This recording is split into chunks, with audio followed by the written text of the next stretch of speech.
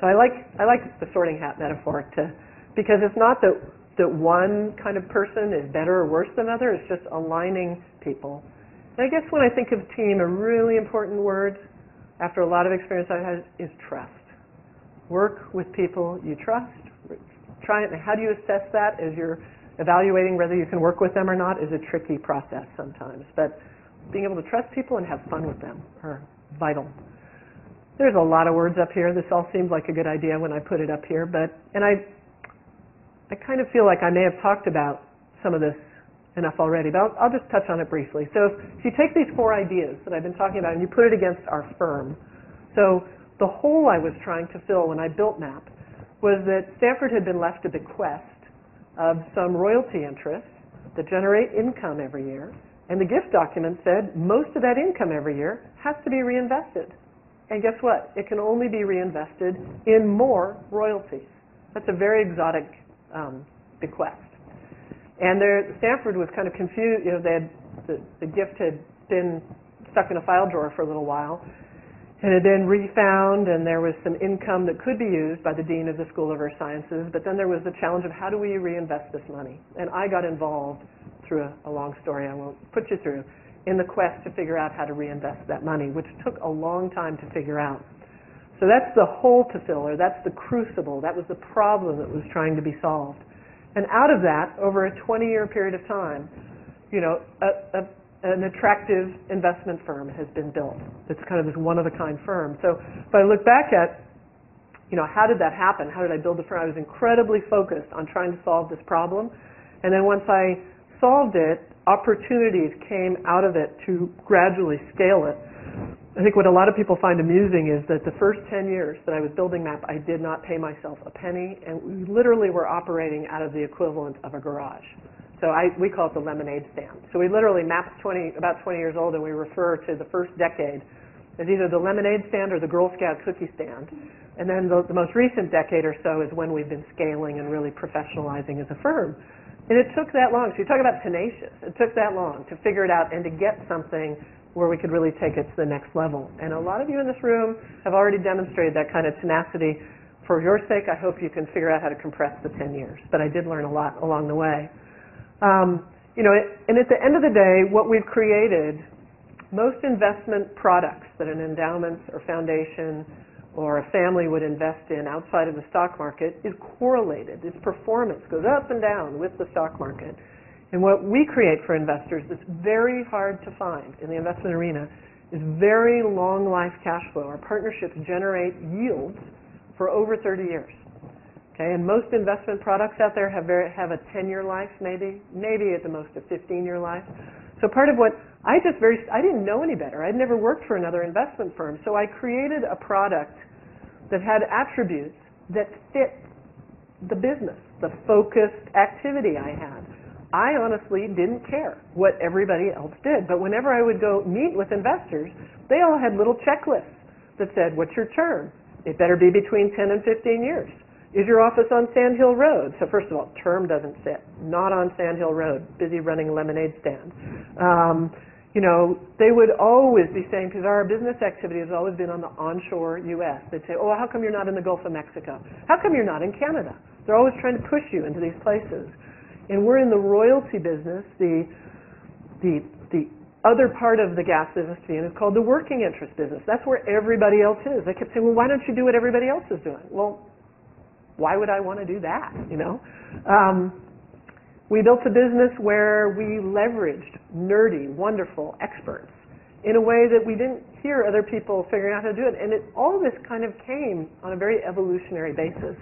And a lot of this is kind of too close, I'm too close to, and so some of what I'm describing may not make sense to you. But, you know, in the investor world, there's a lot of technology nerds. We're resource nerds, meaning we understand where the gas is and where the wind is. So we're very unusual that way. We don't use any debt in our investment firm, and most investment firms do in terms of what their product is. They take a product that will generate certain returns and they leverage it. And they do lots of financial engineering. They create fancy hedges. They do lots of advanced math. And we do some advanced math, but what we do is very unique and very hard to do, and we decided that was enough. We don't need to do this engineering that financial engineering a lot of people do. Most investment firms are private equity. That means you put capital into a partnership and you make money by flipping it. So if you put $1 in today, you're hoping that there'll be an event where some companies get sold and you'll make $3 to $20 later on that. In our business, we generate our returns for our investors through very long life yield. That's a very different model. And yet people still want to call us private equity. The terms on our partnerships so when someone's going to invest, they go down the list and they say, well, what are your fees and how do you do this and how do you do that? And ours are really distinct from everybody else's because we've just done what makes sense for this very unique business that we have. And so a big distinction, I didn't complete the thought, is our funds have a 30-year life. So in the investment world, that's just unheard of. And now after doing this for 20 years, I pretty much say it's a sorting hat. If you're not comfortable being in an investment that's going to generate yield for you for 30 years, then you should go invest in other things. You're a perfectly wonderful person. So all that sounds maybe, you probably half of it may not be making any sense to you, but it's been all these things I've had to defend. So it's all the things we don't do that everybody else does, going back to the focus part of it. Passion, I think for me, my business has been I am a resource nerd, and I didn't know anything about the investment business, but I've been learning about it, and I love people.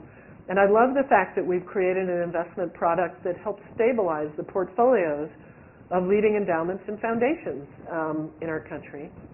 It sounds charitable. We are making money doing it, but it actually does some good because it's not like everybody else, and it provides this lack of correlation.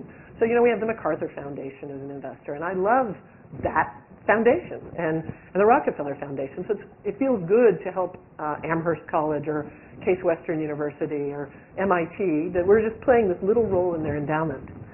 I should move along here. Let's see. I think the greatest challenge, or where I always felt like I was taking, the risk was connected to the focus, was it's risky to keep saying I'm going to be different. You lose people.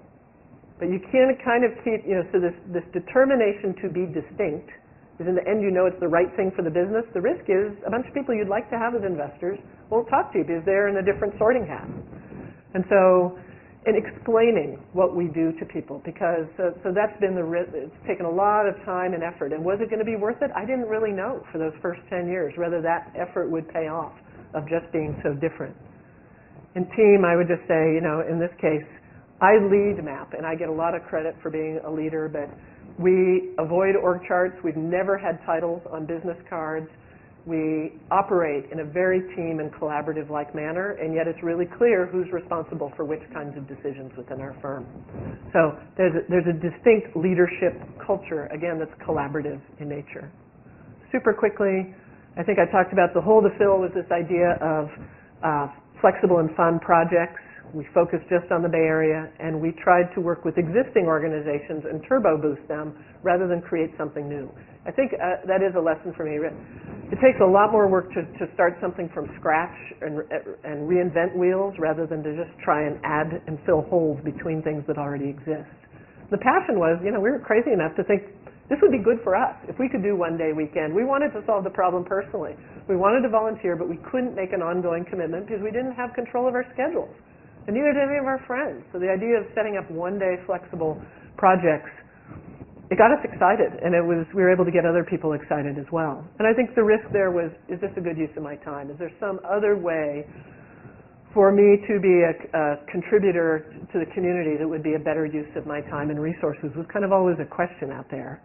And can we sustain and institutionalize this, which fortunately has worked out.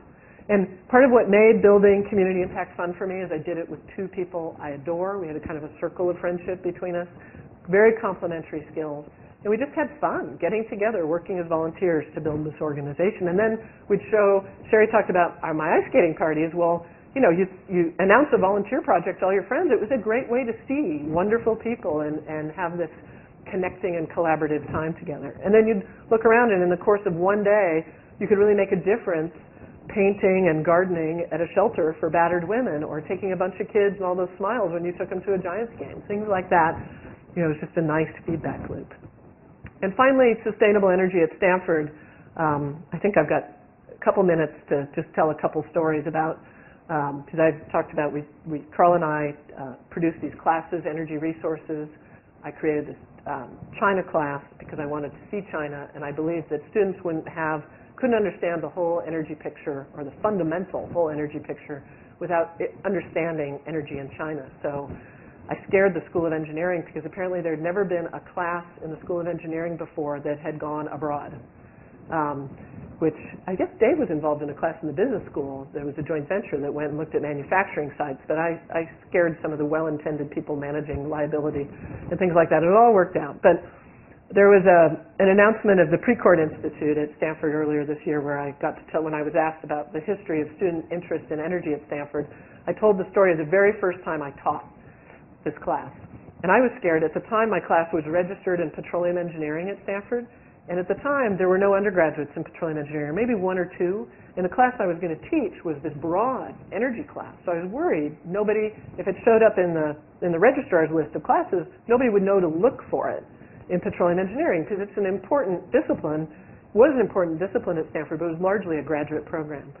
So trying to figure out how I was going to, pursue my passion for this topic in my little niche, I had the brain fart that I had grown up in Palo Alto, and back then we used to have Cessnas fly over the football stadium dragging banners saying, buy this or do that or whatever. And I was a private pilot. And I decided not to do this myself, but I went around, and this is before eBay or Craigslist or anything else, but I made like 10 phone calls, and I found a private pilot who did the banner business, who for $250 would drag a banner over White Plaza saying, take energy resources, or it was PE 103, which is petroleum engineering, learn about energy. So I showed up at the first day of class because I was trying to manage my risks. I was taking a risk by teaching a class I wasn't sure anybody was going to show up at.